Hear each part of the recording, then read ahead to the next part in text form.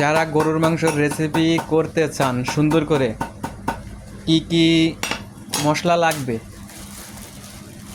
এনে দিছে গেড়া call, বুকো call, গস কোড়ল, তুকমার দানা,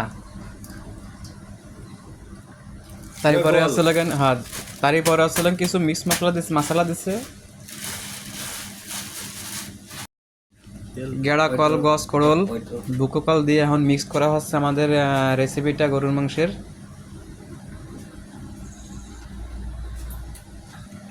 এখন দেওয়া হচ্ছে অয়েল,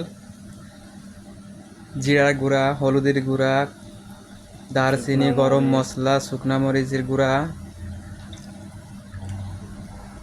এভরিথিং যে যত মশলা সব দিয়েছে। তারই মধ্যেই আমরা 3টে মশলা আবিষ্কার করেছি: গস কোড়ল, গেড়া কল, বুকো কল, তুকমার দানা।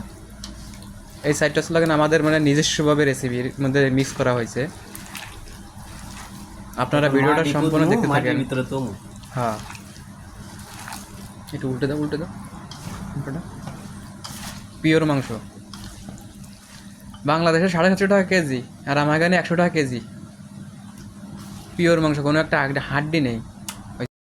এটা হচ্ছে আমাদের গরুর রেসিপি, গরুর মাংসের।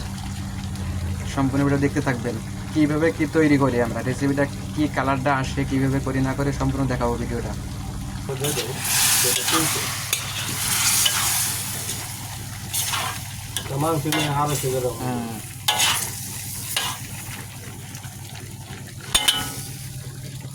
আমাদের পাকানি শেষ। এই সেই কালো ভুনা চই জাল দিয়ে পাকাইছি।